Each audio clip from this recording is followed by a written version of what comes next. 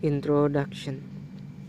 Children literature sounds like an enticing study because children books have been largely beneath the notice of intellectual and cultural groups.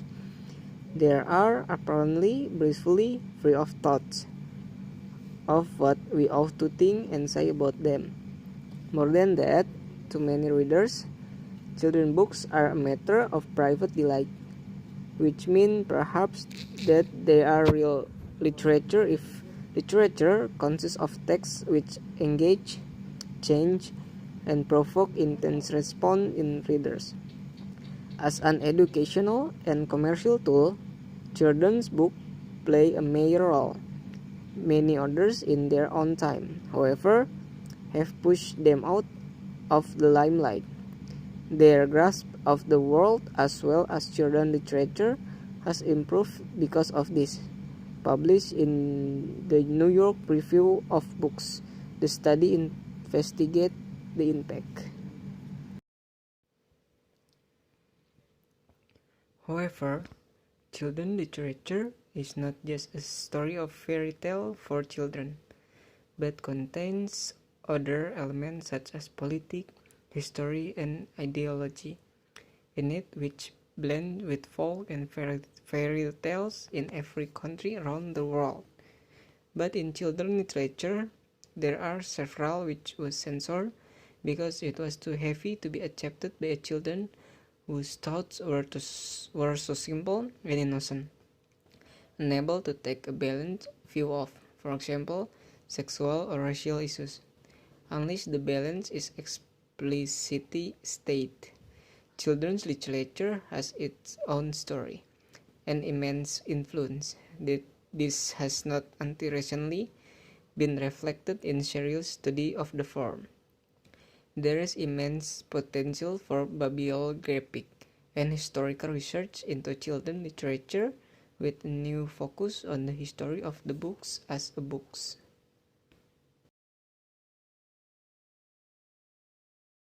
Children's literature. Children's literature is the writer's form delightful experience with a child's point of view as storytelling and also offers an astonishing truth by using impressive language, thereby providing information and a better understanding of life itself.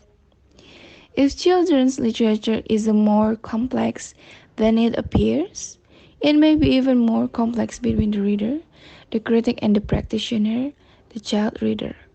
Children's literature is a obvious point where the theory meets real life.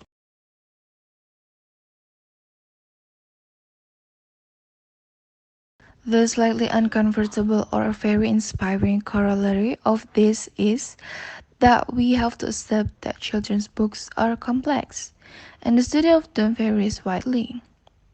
Many students around the world have taken an interest in children's literature, and courses at all levels quickly discover that things are more complicated than they thought. Literature and children. All of the authors in this book share the unspoken belief that children's literature is worth reading, worth discussing, and worth considering for adults. Such a belief in literature underlies much everyday teaching and thinking about children and books. It lies behind the relationship between literature and literacy.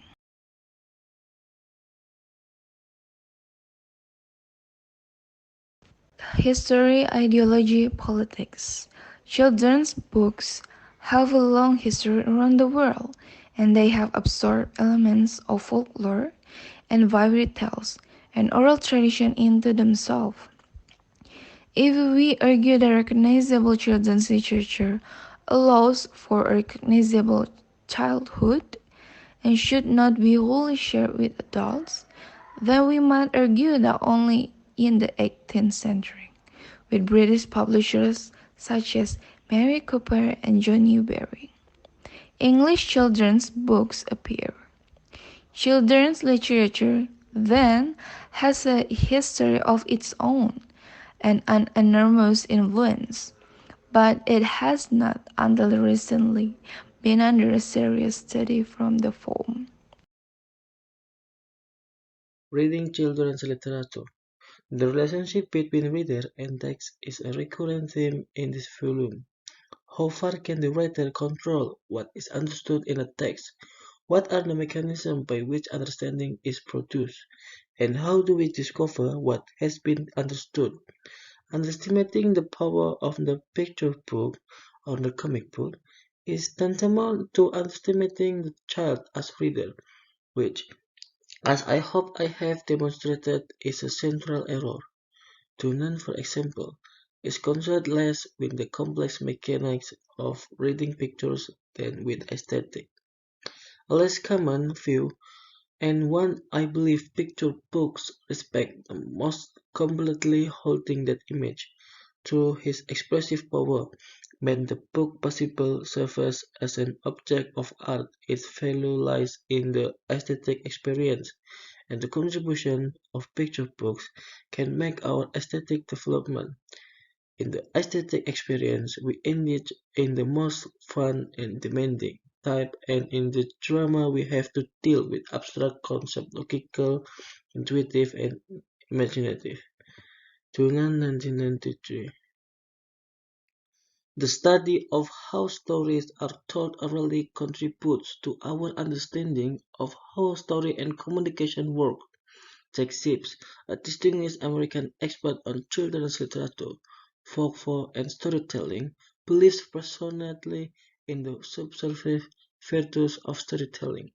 The West has long been associated with storytellers, are geared towards making children into successful consumers and competitors in a free world dictated by market conditions.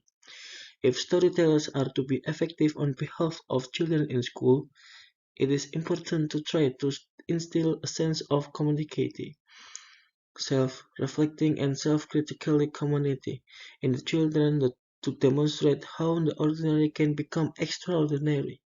Schools are an ideal setting for this subversive type of storytelling. If schools want to show that they can be other than the institution of correction, discipline, and distraction that they tend to be. Since 1995. Children's literature has become an integral part of the study of children's literature, how a story is communicated, by spoken word or written word, by picture or symbol, and the circumstances of the communication are all important to be considered in the study. Children's literature is not just criticism, it is also criticizing children's literature. There is a happy irony that people involved with the apparently simple subjects of children's literature have, at the forefront of literary and critical theory. Structuralism can be very fruitfully employed even if, as Ray Gibson observed in the context of education, it might appear to have little to offer in present book, for chapters cover the major general areas of literary theory and practice. These include the analysis of narrative discourse in general, and the cultural structures reflected in text.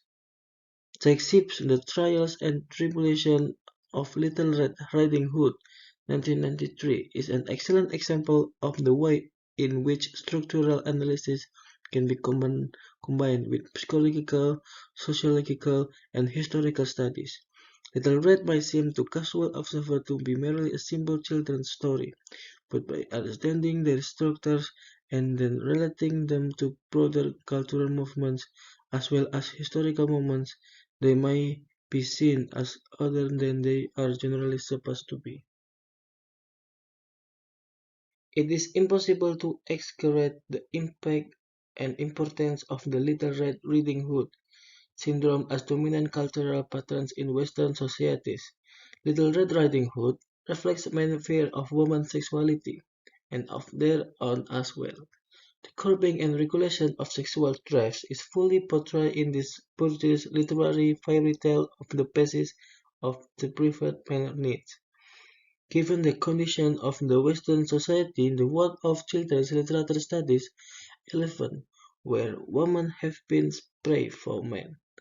There is a positive feature to the tale. Its warning about the possibility of sexual molestation continues to serve a useful purpose. Shapes 1993. The uses of children's literature.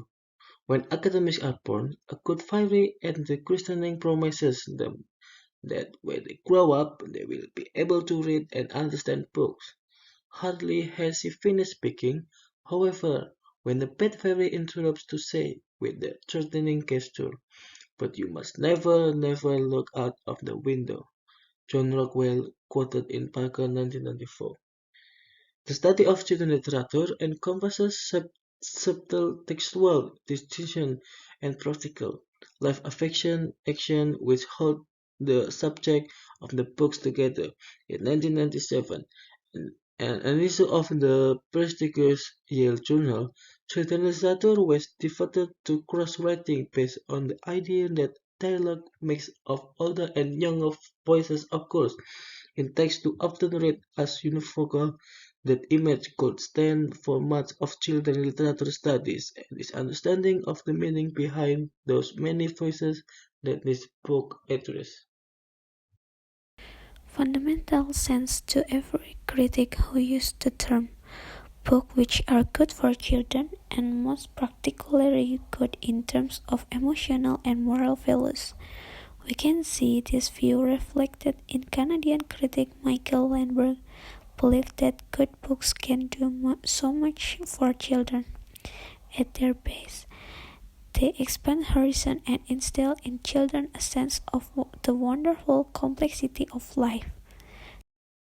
Having said this, one of the primary characteristics of most children's literature critics and theory is that it assumes that the terms children and literature critic often make use of or refer to theories from education, psychology, sociology, history, or art of literature in buttress their opinion, but in every case they transform the material from other disciplines to fit their own particular argument.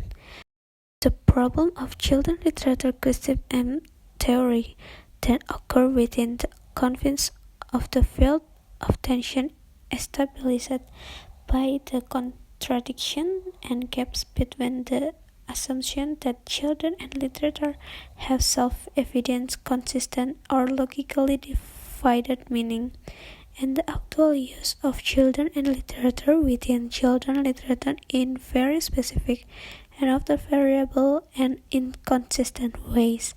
Attempt to define children's literature and the reading child thus also operate within this field of tension. When critics said in some way or another that this a book they judge to be good for children, this actually involves saying that the book is good because of what they think a book does for children, and this in turn cannot avoid revealing what they think children are and do. John Icahn, for instance, says she does not purposefully incorporate the moral message into her books because she feels that children have a strong natural resistance to punny morality. But we're worried about harm to the child. Gillian Avery in turn believed that turning a powerful searchlight of this sort into complex, sometimes diverse pattern of reaction is a clumsy way of going about things, however, and children can be particularly elusive when interrogated like this, with laconic comments like "not bad" or "the story's good," adding little to any researcher's understanding. In the first and most basic step critics take in defining children's literature, and one which still receives primary emphasis in discussion around children's books, is to different books used for didactic or educational purpose from children's literature.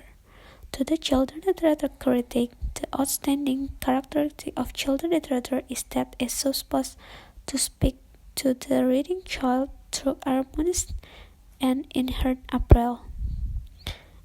not taught primarily didactic messages, which are described as being merely instructive, coercive, intrusive, or dull to the reading child. This also often comes to be means in indicating the literary qualities of children's books. There are not many clear articulations of the powers ascribed to literature in the intellectual, moral, or emotional education of children that dominate the concern of children literature critics despite all their protestation of resistance to educate or dreaded didactism in Children literature is a work that is intended to provide an interesting experience for a child in the form of storytelling.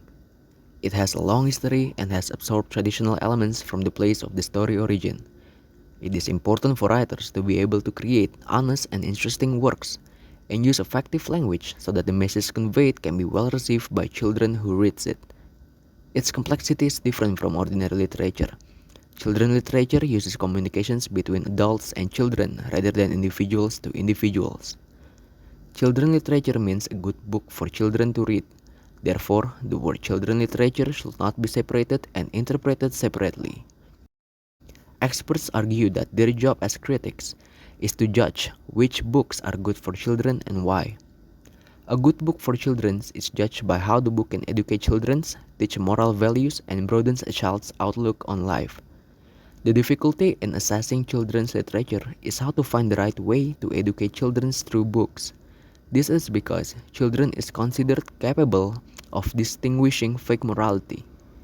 One of the characteristics of children literature is to educate children in a fun way, not through dictation.